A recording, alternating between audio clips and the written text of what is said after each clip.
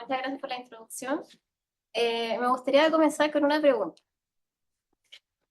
¿Alguien de aquí no usa clave única? Imagino que todos la han usado porque en realidad es requisito para acceder a muchos servicios, sobre todo estatales. Como por ejemplo cualquier trámite que usted haga en el Poder Judicial, registro civil, registro de sociedades, incluso hay algunos privados que la están adoptando.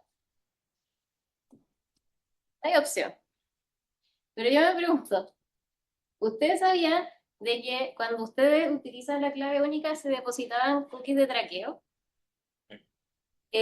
Sin ninguna consulta. Ustedes abren, aparece el portal para que usted ingrese las credenciales y se depositan todas estas cookies de acá. Esto es una screenshot que tomé yo con, con las opciones de desarrollador del navegador.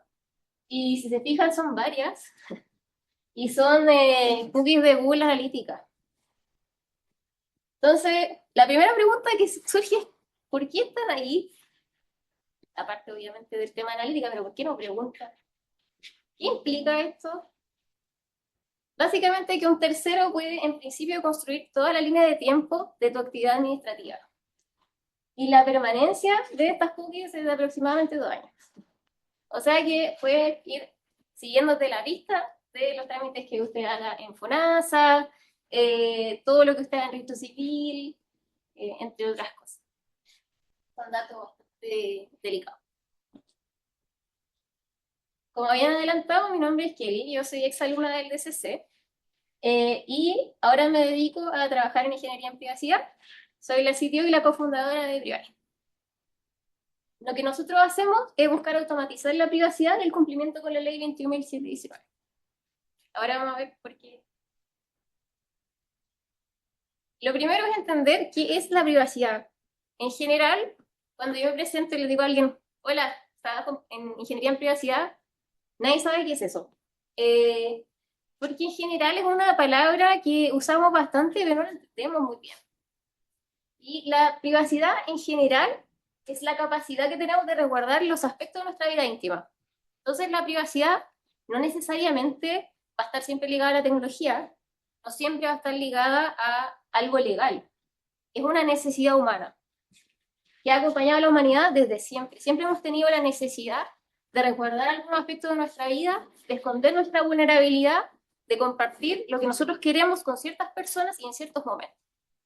Incluso hay investigadores que plantean que no es una necesidad únicamente humana, sino que también se observa, por ejemplo, en primates, que los monos se comportan distintos cuando hay cierto grupo de monos mirándolo a cuando están solos. Es bastante interesante.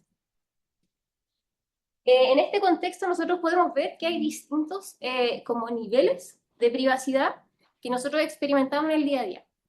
Va a ser distinto si estamos ocultos en una multitud, si estamos en este grupo pequeño de personas, si estamos dentro de nuestra casa o si estamos solos.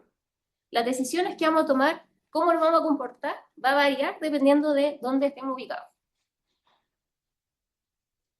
Como les decía, la privacidad no necesariamente va a estar ligada a tecnología.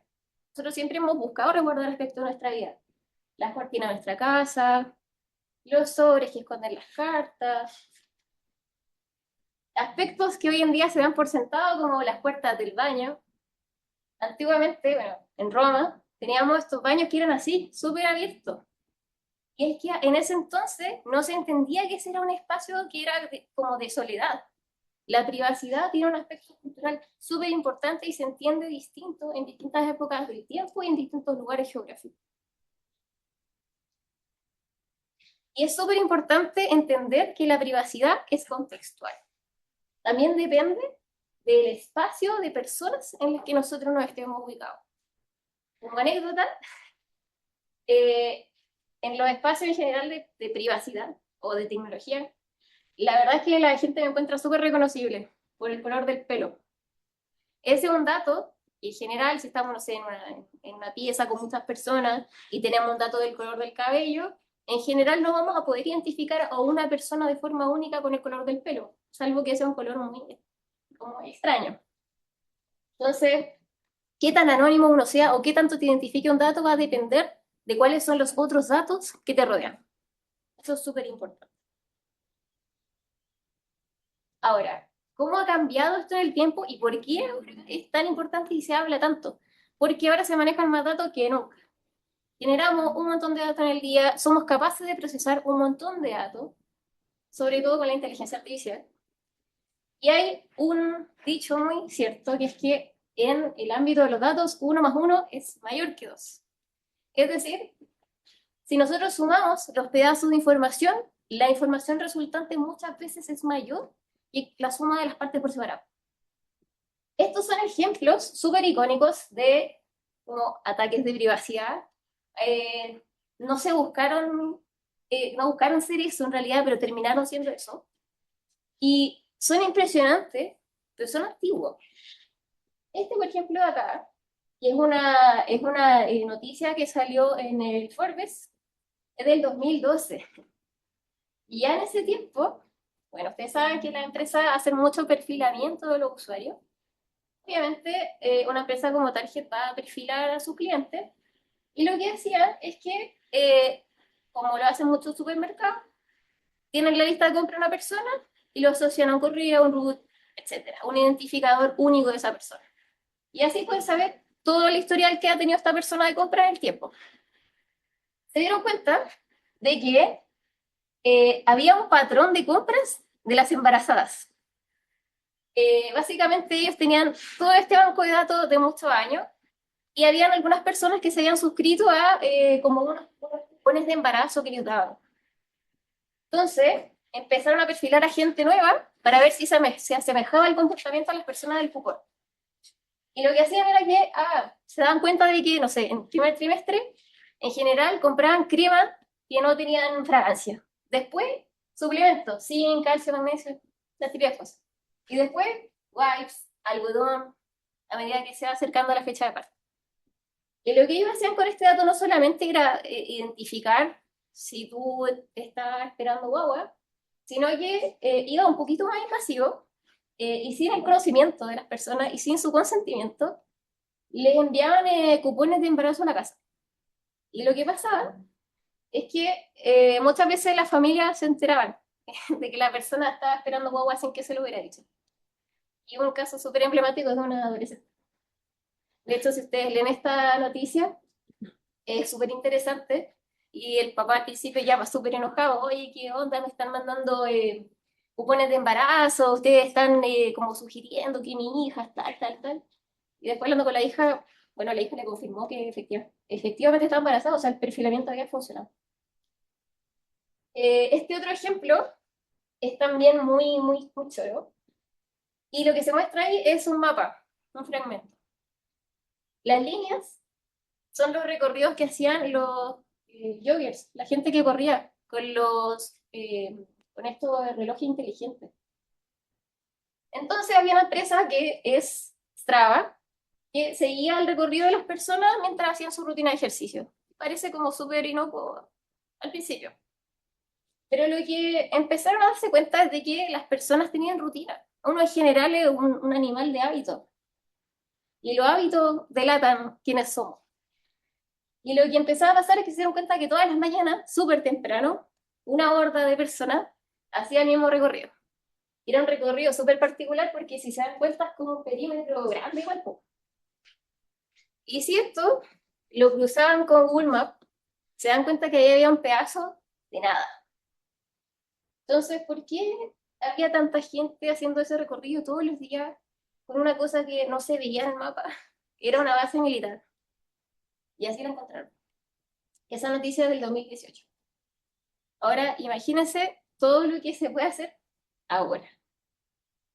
Igual da miedo. ¿Qué les quiero decir con esto? Que la privacidad es colectiva también, no solamente es individual. Hoy en día hay mucho discurso de la privacidad individual y todo eso, y es verdad, los datos son personales, pero si es que el resto de las personas que trabajan nuestra información de alguna forma no lo resguardan, nosotros tampoco estamos salvos. La privacidad depende directamente de cómo los terceros resguardan tu información. Y los terceros pueden ser los servicios que son responsables de tus datos, cuando yo le entrego una información a la aplicación, pero también nuestra gente del círculo cercano que de repente es más ignorante en este tema y comparte fotos sin nuestro permiso, con caras que son etiquetadas, con geolocalización que nos sitúa en un lugar en el tiempo. O a veces ni siquiera es que ellos lo hagan de forma consciente, sino que las mismas aplicaciones van registrando los lugares donde tú la abriste, cuando lo ocupaste, por cuánto tiempo, qué hiciste. Y muchas veces de esta manera se puede inferir qué personas viven juntas, si son pareja, si tienen hijos, cuál es el nivel socioeconómico, etc. No podía no comentar este último caso que se ha hecho súper famoso porque es muy controversial, que son las gafas de Ray-Ban en alianza con Meta que graban lo que la persona que la está usando elija. Y la única forma en que uno sabe que está grabando es que hay una lucecita, una pequeña lucecita blanca que aparece ahí. Pero ya se han registrado casos de personas que lo alteran y le esconden luz y no tienes forma de saber qué te estaban grabando o qué van a hacer con ese video. Y de forma súper anecdótica, yo lo que he visto en las conversaciones es personas que dicen, oye, ¿sabes qué? Yo cada vez que veo a alguien con gafas raras me voy a poner a cantar una canción de Disney. Para que no ocupen mi video porque, ¿sabes qué? Tienen mucho más resguardo con el copyright de las canciones a que suban un video y yo no quise que salga a mi cara. Entonces, es complejo, pero la gente igual es astuta. ¿Por qué ahora se habla tanto de privacidad? Aparte de todo lo anterior, porque llegó una ley. Y es la ley la que moviliza a las empresas a que hagan cosas, en general. En 2018 entró en vigencia la GDPR, que es la Ley de Privacidad Europea. En 2020 la CCPA, que es la de California. Ese mismo año la de Brasil. Y en teoría, el 1 de diciembre de este año entra en vigencia la Ley de Privacidad de Chile, la 21.719. Esta ley ya está promulgada, se promulgó hace casi 2 años y dieron 2 años de vacancia para que las organizaciones se pusieran al día porque no es un proceso que podemos lograr de un día para otro. Ahora, esto está un poco como en disputa actualmente, es la conversación del momento. No se sabe si va a entrar en vigencia el 1 de diciembre. La entrada en vigencia significa que van a empezar a multar el mismo día, o sea, que pueden hacerlo en realidad. Pero debido a que se han demorado mucho las empresas en adaptarse, es que, y no hay agencia regulatoria todavía formada, es que se puede patear. Vamos a ver qué pasa. Entonces, ¿la privacidad es un problema legal? Sí, porque es una ley. ¿Es un problema filosófico, humano? Sí, pero es un problema inherentemente ingenieril también, porque son datos. Entonces, ¿dónde están los ingenieros acá? La verdad, hay poquísimos ingenieros. Eso se debe mayormente porque todo esto ha significado un cambio cultural en la zona. Recién la gente está entendiendo qué es la privacidad, por qué es importante, no sé, no dar el root para cualquier cosa. Y como yo les decía, finalmente la existencia de los ingenieros para implementar programas de privacidad, pero si no está la presión regulatoria, ¿dónde lo va a implementar? Entonces es la llegada de estas legislaciones lo que hace que haya que tener gente especializada desde la técnica para implementar. Yo no sé si ustedes han ojeado la ley o han escuchado más o menos qué es lo que pide. En resumen, son como 4 cosas. Obviamente no está escrito así, pero principalmente es esto. Saber qué datos tienes, qué haces con ellos, resguardarlos adecuadamente y respetar los derechos y consentimientos de los titulares. Básicamente eso, ¿ya? Los derechos de los titulares, ¿a qué se refiere? Con los usuarios finales, las personas naturales. Esto porque los datos personales son de las personas, no son de las organizaciones. Nosotros podemos ceder un dato, podemos pasar un dato para que yo sea responsable en tiempo, pero el dato en sí es... Entonces me tienen que poder responder algunas cosas. Yo tengo derecho a exigir saber qué datos tienen de mí, arreglar algún dato que tengan malo, exigir la eliminación, oponerme a ciertos tratamientos, exigir que me entreguen mis datos en formato portable y bloquear el tratamiento por un tiempo limitado. Ahora, son cosas como súper como entendibles que se exijan, ¿cierto? Uno igual diría, sí, es lo mínimo, pero imagínense qué pasa con organizaciones que llevan años funcionando, que tienen teras de datos, que tienen un montón de procesos. ¿Cómo lo hacen? Tienen que partir por ahí, ¿ya? Porque para saber qué hago con los datos, cuáles son las bases de licitud, que es como la parte más legal, y cómo le respondo a las personas, tengo que saber qué datos tengo primero. Es como lo que tiene sentido. Y esa es la parte más complicada. Chum. Nadie sabe qué datos tiene, ni dónde están, de verdad, se los juro. Eh, la mayor parte de las empresas que están empezando a pensar en cumplir se fijan en la punta de este iceberg. La política de privacidad, los derechos de los titulares, en los registros actividad de tratamiento, todas esas cosas. ¿Por qué? Porque es lo que queda al descubierto con los usuarios, con los visitantes. Tiene sentido igual. Pero el tema es de que si nosotros no trabajamos, todo lo que está bajo del agua, no hay forma de cumplir con lo de arriba. Bien, al menos. ¿Ya?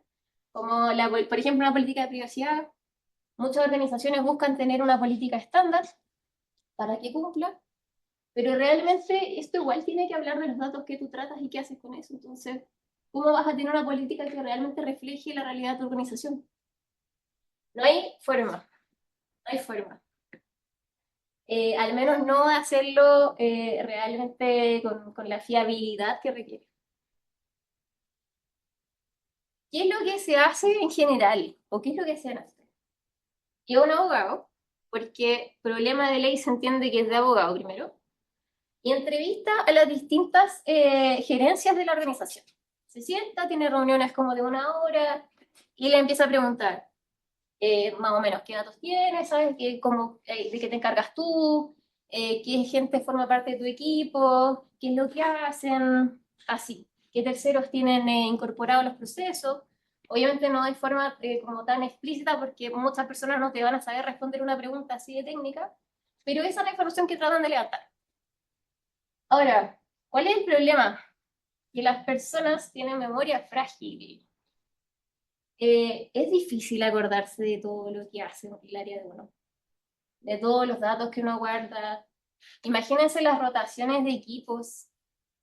Hay procesos que hay áreas que ni siquiera lo entienden a cabalidad, entienden un pedacito. Entonces, ¿qué pasa? Hay muchas opciones que ahora han surgido para abordar el tema de la privacidad y lo que han hecho es como el paso obvio que es automatizar ese proceso del abogado. Entonces hay entrevista automatizada, que no solamente te hacen la entrevista de forma automatizada, sino que también la procesan de forma automatizada. ¿Y esto sirve? Sí, le ahorra tiempo al abogado, es verdad, pero no ganas información nueva. Sigues sin saber qué es lo que pasa realmente detrás. De repente no es como un problema de que alguien no quiera contarte lo que está haciendo, sino que efectivamente no se va a acordar de todo el proceso. Entonces, no hay manera de cumplir sin mirar los sistemas. Y más que eso, tampoco tiene forma de generar evidencia. La agencia funciona en base a evidencia de que tú tienes un proceso implementado, de que tú respondiste a una solicitud, etc. Así, tú no puedes generar evidencia. Entonces, es necesario mezclar fuentes humanas con fuentes técnicas. Esencial. Pero ¿por qué es tan difícil? Porque hay mucha información, mucho volumen de datos, dispersos en muchas partes, pueden ser estructurados o no estructurados. Imagínense clasificar 1 terabyte a mano. No se puede, no se puede, nadie puede hacerlo. Imagínense siquiera pensar en destinar un recurso de tu empresa para que alguien lo haga a mano y mire cada uno de los datos y se lea cada uno de los documentos. No se puede hacer eso. Entonces, es muy complicado hacerlo manualmente, en realidad no escala. Pero aunque uno quisiera hacer eso, hay otras preguntas que surgen al momento de clasificar. ¿Cómo clasifico? ¿Bajo qué criterio? ¿Me va a servir ese criterio para clasificar todos los datos? ¿Quién va a ser la persona que define el criterio? Porque de repente hay datos que son súper fáciles de clasificar, un root, ¿ya? Identificación. Pero hay otros que son como medio ambiguos.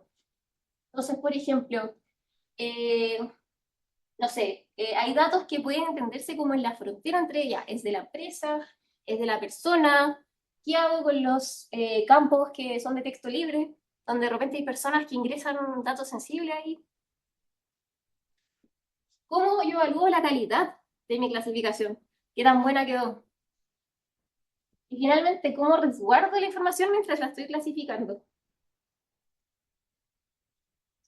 Hay que pensar en automatizar. Eso lo piensa regex. No, no se puede. Eh, Usando expresiones regulares, uno puede tal vez encontrar una parte de los datos, los que son más estructurados, más obvios, conservan siempre una misma forma, pero el problema del regex es que es súper rígido. Si tenemos un dato que es difícil saber cómo exactamente cómo se ve o incorpora un dato nuevo, ya se te cae. Y lo otro es que no examina el contexto. Y esto es más importante de lo que parece. Por ejemplo, digamos que yo tengo una empresa, una clínica veterinaria. Entonces tengo como el registro de la enfermedad de los perritos. Si yo clasificara sin contexto, ¿cómo yo sé si eso es un dato sensible, porque es una enfermedad, si es de una persona o no? Porque al final igual de eso depende la ley. Si yo tengo un montón de historial de perritos con hipertiroidismo, no tengo que resguardarlo según la ley 21.719, pero si son de personas, obvio que sí. Entonces, difícil. Se lo mando a ChatGPT Cloud Gemini. No, sería como tratar de solucionar un problema de privacidad abriendo otro hoyo. Estaríamos enviando como el dato crudo a un tercero. Aparte de todo eso, es muy costoso y es bastante lento para los volúmenes que hay que trabajar. Entonces, en la práctica no es viable.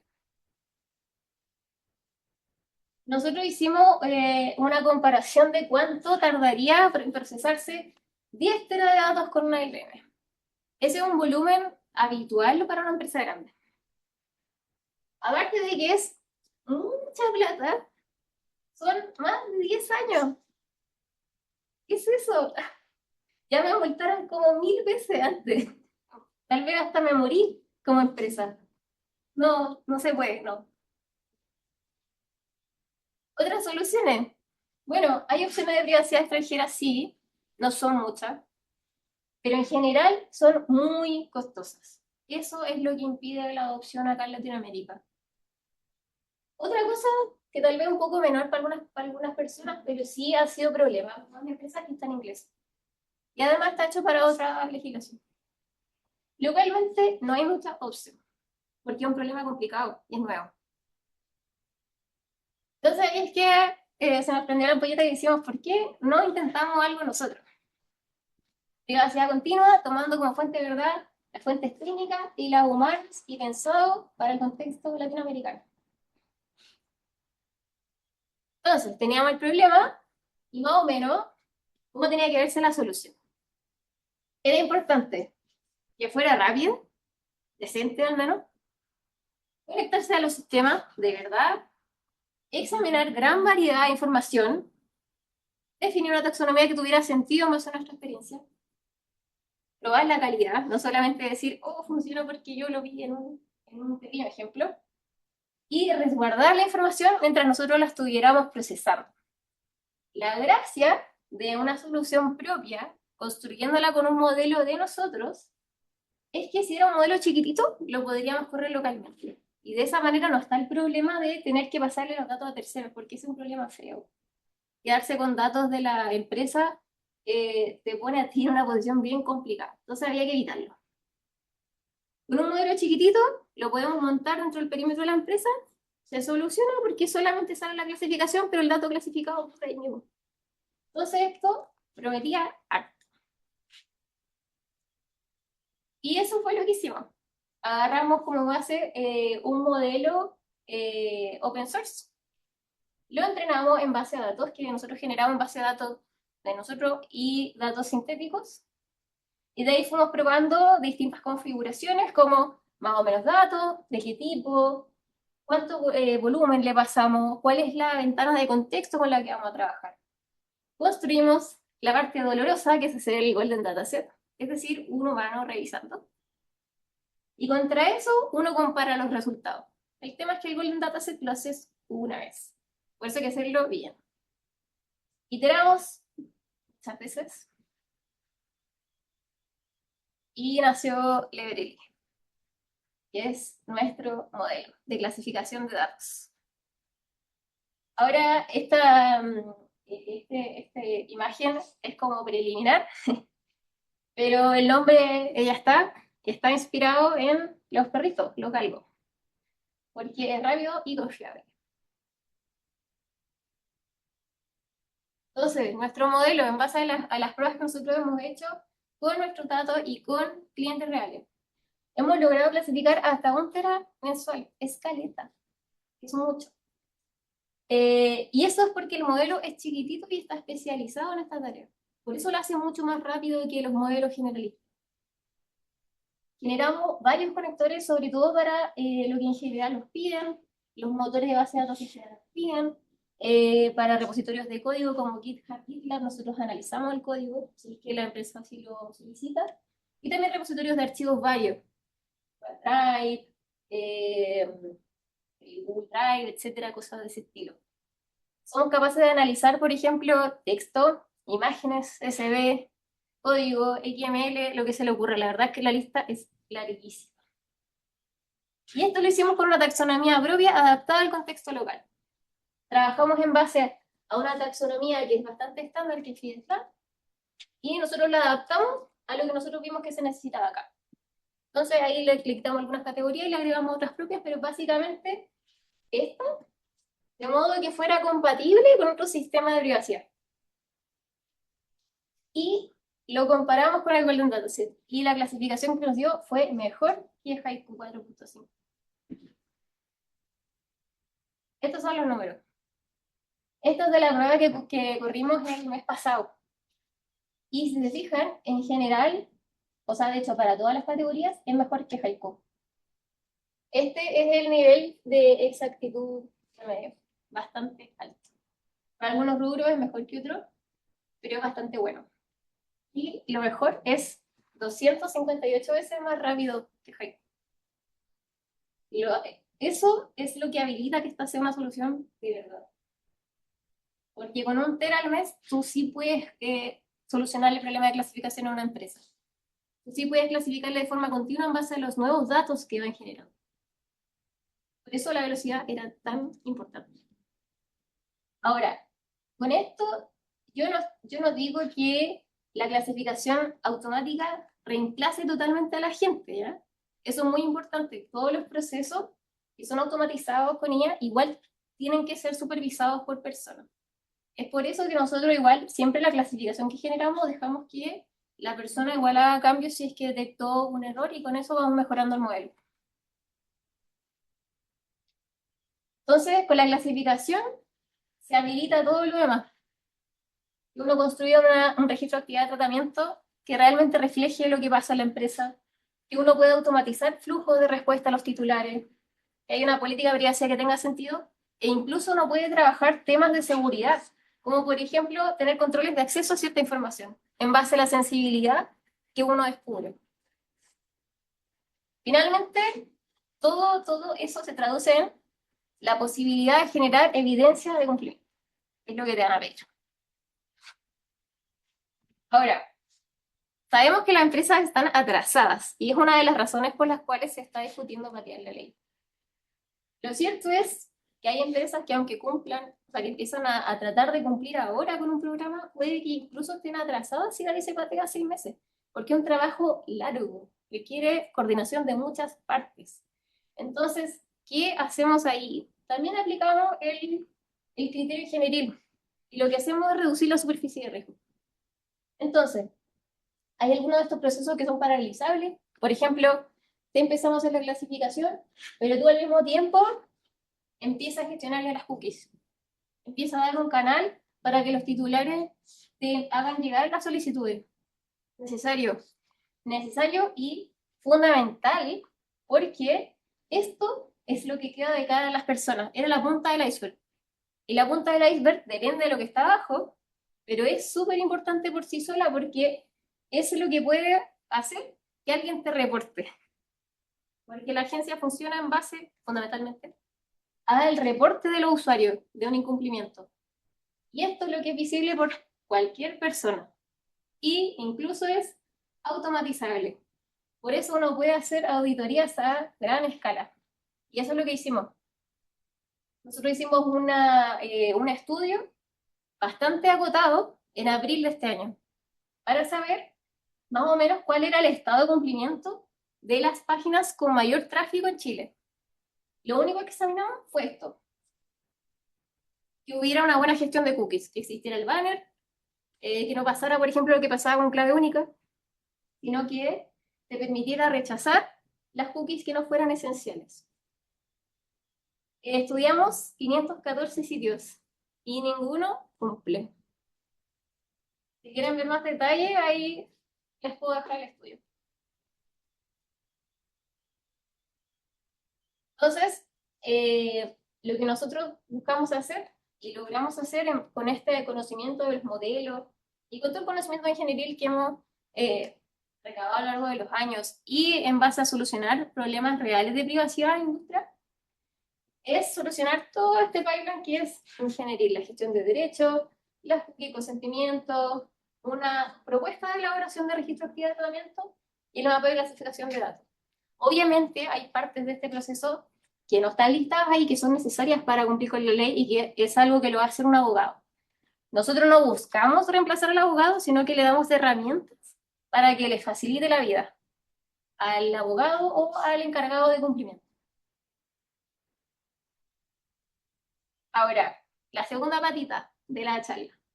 ¿Cómo llega a esto? Porque es un área de nicho. No hay mucha gente acá. Yo partí haciendo cosas nada que ver. Empecé a trabajar mientras yo todavía era estudiante acá y trabajé en el laboratorio de redes de NIC Chile, acá en NICLAS. Entonces ahí estuve viendo muchos temas de redes de distintas capas y haciendo investigación. Y hice eso como por 7 años. Trabajé un tiempito corto viendo temas de Machine Learning y después hice algunos trabajitos chiquititos de desarrollo web. Pero finalmente me terminé dedicando a privacidad hace 3 años. Y yo llegué allí, parte como por coincidencia, parte no. Siempre tuve un interés natural en el tema, por el hecho de que yo soy una persona muy reservada. Entonces, para mí la privacidad era algo que hacía mucho sentido porque lo sentía algo muy, muy relevante para mí, muy personal.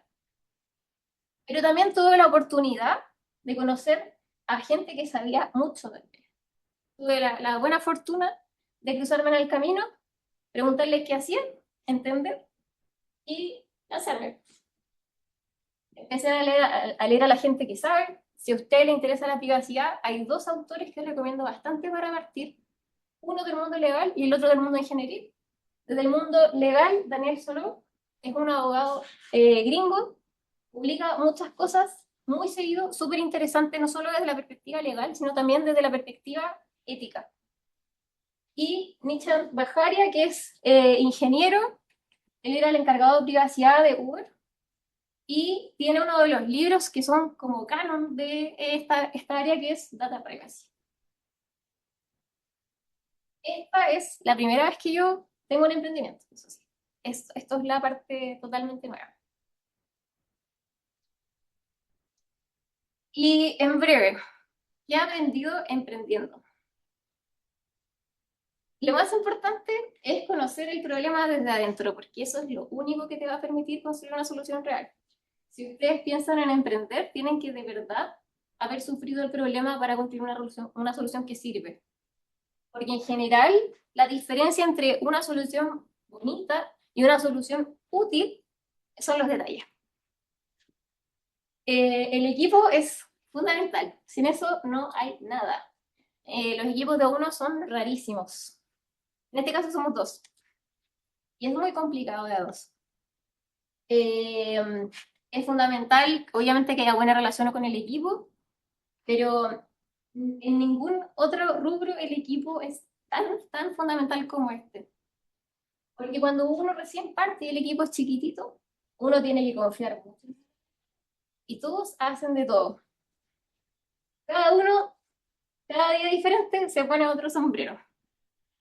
Es requisito indispensable adaptarse a lo que a uno le toque. Si uno es un equipo de 2 de a 3, probablemente a esos 2 o 3 en algún momento le va a tocar hacer cualquier cosa. Desde diseñar productos, implementar, ir a vender, hacer marketing, etcétera. ¿Cómo enfrentamos este desafío siendo 2 DCCs más encima? Donde en general las personas de esta especialidad no nos destacamos mucho por nuestras habilidades comunicativas. De dos maneras. Bueno, uno es como pegándose contra la muralla. Aprender. Aprender. Uno se expone, lo hace mal, la siguiente vez lo hace mejor. Pero también siendo inteligente y diciendo, hay personas que lo hacen mejor que uno, ¿por qué no nos hallamos? Entonces esas alianzas pueden tomar muchas formas, va a depender de la realidad de cada emprendimiento, cuál es la que le acomode, pero son esenciales. Son esenciales, sean o no sean dos TCCs. Y 4 grandes lecciones.